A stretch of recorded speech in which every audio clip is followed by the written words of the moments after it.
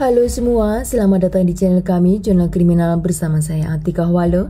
Bagi Anda yang menyukai pembahasan tentang kasus-kasus kriminal, kami sengaja membangun channel ini untuk Anda. Jangan lupa untuk mendukung channel kami dengan cara subscribe, like, komen, dan share ke media sosial yang Anda punya.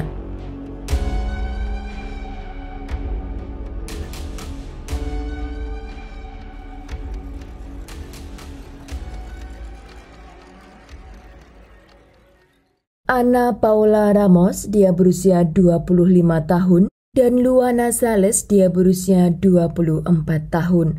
Mereka adalah sahabat sejati sejak mereka kecil. Persahabatan mereka tambah erat semenjak Luana menikah dengan seorang laki-laki yang bernama Paulo Roberto Ramos Filho.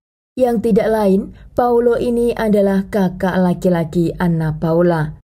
Ana Paula pun akan segera menyusul menikah dengan seorang pria yang bernama Marcos Rafael Besa.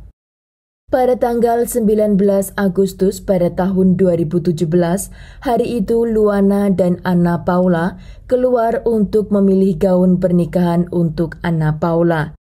Rencananya, Luana dan Paulo akan menjadi saksi di altar pernikahan Ana Paula. Dan rencana pernikahan tersebut akan diadakan pada bulan Oktober pada tahun 2017 di sebuah gereja, dan setelah itu mereka akan merayakan pernikahan tersebut dengan pesta yang meriah.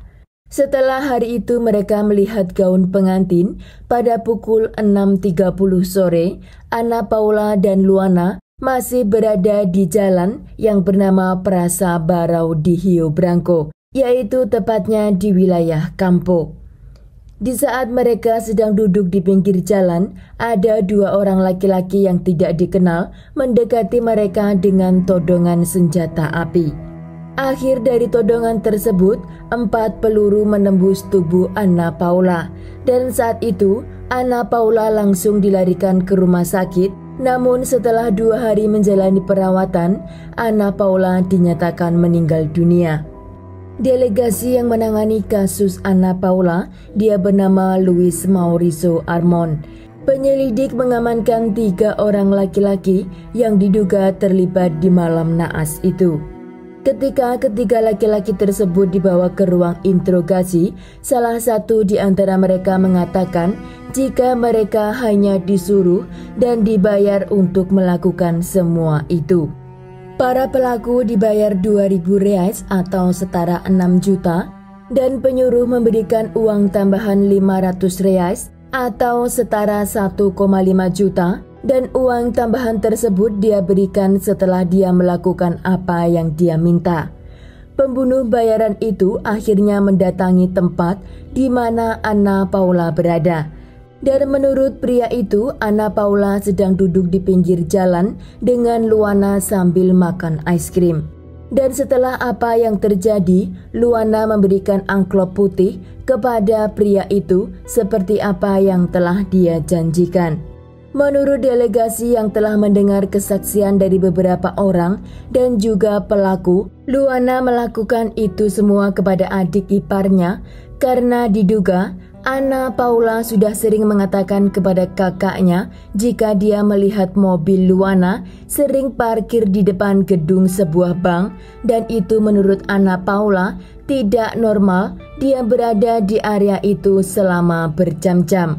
Ana Paula mengatakan jika kemungkinan besar Luana memiliki selingkuhan yang tinggal di area tersebut. Begitu juga teman-teman kerja Luana mengatakan hal yang sama. Ana Paula mengatakan semua itu kepada kakaknya agar dia tahu apa yang dilakukan oleh istrinya di luar jam kerja. Dan hal itu memicu pertengkaran antara Luana dan Paulo.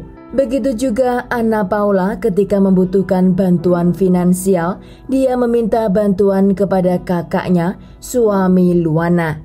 Namun Luana sering marah ketika suaminya memberikan uang kepada Ana Paula. Menurut keluarga Luana, Luana tidak pernah memberikan bantuan kepada keluarganya dalam bentuk apapun, dan bahkan ketika ayah kandungnya meminta bantuan uang kepada Luana, dia akan sangat marah sekali.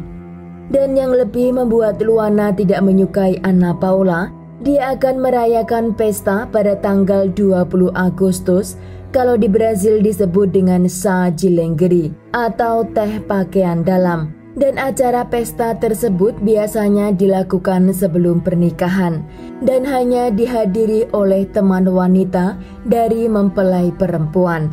Namun sayangnya pesta pernikahan dan apa yang direncanakan Anna Paula hancur karena kecemburuan kakak iparnya. Dulu ketika Luana menikah dengan suaminya, tidak diadakan pesta tersebut. Dan Luana merasa cemburu karena secara finansial Luana lebih baik daripada Anna Paula. Namun pesta itu diadakan oleh keluarga untuk menyambut pernikahan Anna Paula. Luana saat dimintai keterangan di ruang interogasi, dia tidak bicara banyak, bahkan tidak ada rasa emosi sedih atau merasa kehilangan atas kepergian adik iparnya, atau bisa dibilang sahabat dekatnya. Dia hanya mengatakan bahwa dia merasa dikhianati dan terganggu oleh ulah adik iparnya karena terlalu ikut campur dalam kehidupan pribadinya. Maka polisi menyimpulkan 3 hipotesis motif Luana melakukan semua itu. Yang pertama, karena rahasianya dibuka oleh adik iparnya. Dan kedua, tentang hutang adik iparnya kepada suaminya. Dan yang ketiga adalah kecemburuan terhadap Anna Paula. Sebelum kejahatan pada hari naas itu, Luana memang telah menyiapkan perangkap untuk Anna Paula. Luana merancang sebuah rencana dengan membuat cerita bohong kepada temannya yang bernama Layana. Luana meminta tolong untuk mencarikan seseorang yang bisa menakut-nakuti seorang wanita yang sering mengancam keponakannya yang masih berusia anak-anak. Temannya yang bernama Layana menyuruh Luana untuk menghubungi temannya seorang polisi. Di situ Luana langsung menolak dan tidak lagi menghubungi Layana. Lalu dia menghubungi teman lainnya yang bernama Patricia.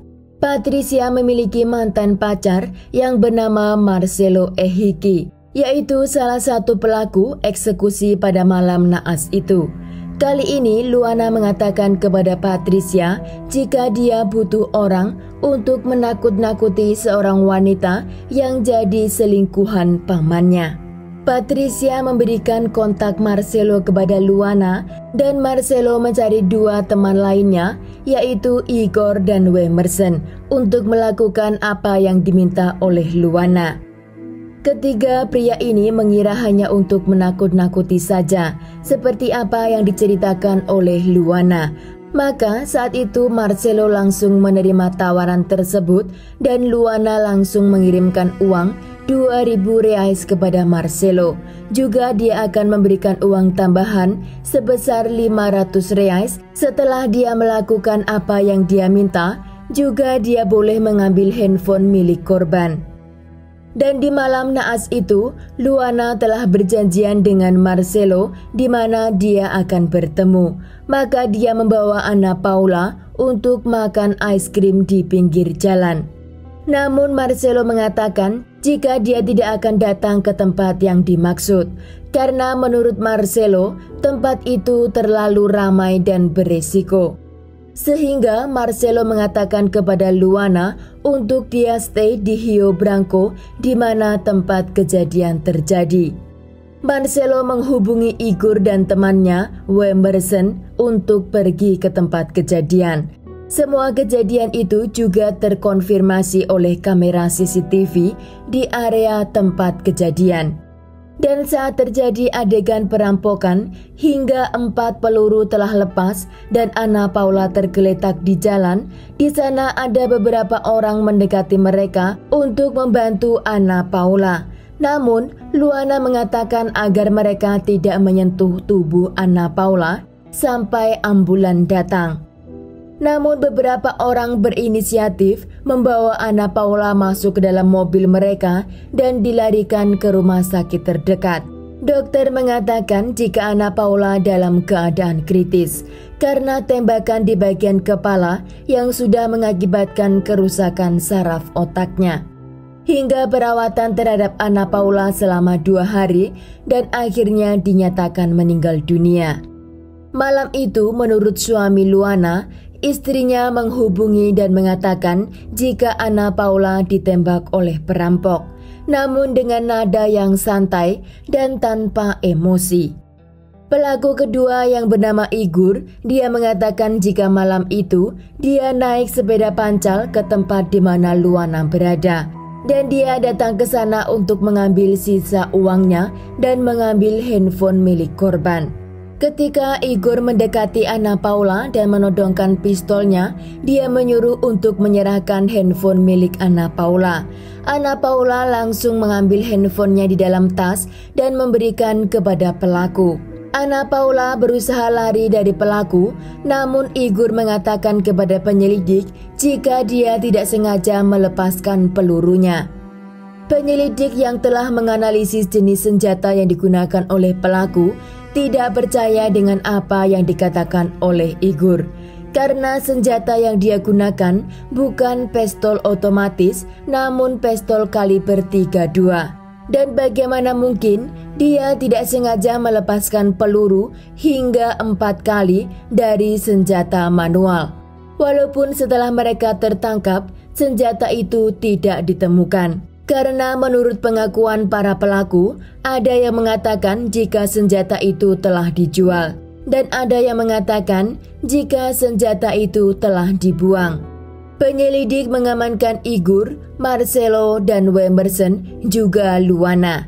Selama persidangan, Luana tidak mengakui apa yang telah dia lakukan, walaupun bukti telah berada di meja juri. Namun kemudian Marcelo dinyatakan tidak terlibat dalam kasus pembunuhan karena dia hanya menginformasikan kepada Igor dan Wemerson untuk datang menemui Luana. Hari persidangan akhir terjadi pada tanggal 13 Juli pada tahun 2001. Luana Barreto Sales dijatuhi hukuman selama 18 tahun dan karena dia sebagai penyuruh dan membayar, maka hukumannya dinaikkan menjadi 24 tahun penjara dan dia ditempatkan di rezim tertutup. Igor Magalhães de Souza dan Wemerson Carlos, mereka masing-masing dijatuhi hukuman selama 16 tahun penjara. Namun karena mereka sangat kooperatif dan memberikan bukti yang meringankan para penyelidik dalam menyelesaikan kasus tersebut, maka mereka mendapat keringanan hukuman menjadi 13 tahun penjara dan 4 tahun telah mereka jalani. Sedang Marcelo dibawa ke pengadilan lagi pada tanggal 19 Oktober pada tahun 2021. Dengan dakwaan sebagai perantara antara pelaku dan penyuruh, maka dia pun mendapat hukuman penjara selama 13 tahun dan 4 tahun sudah dia jalani. Sekian kasus hari ini, jangan lupa tinggalkan like dan komen. Jika Anda tidak keberatan, klik tombol subscribe untuk mendukung channel kami. Terima kasih saya ucapkan kepada Anda para subscribers. Sekian, sampai jumpa di kasus berikutnya.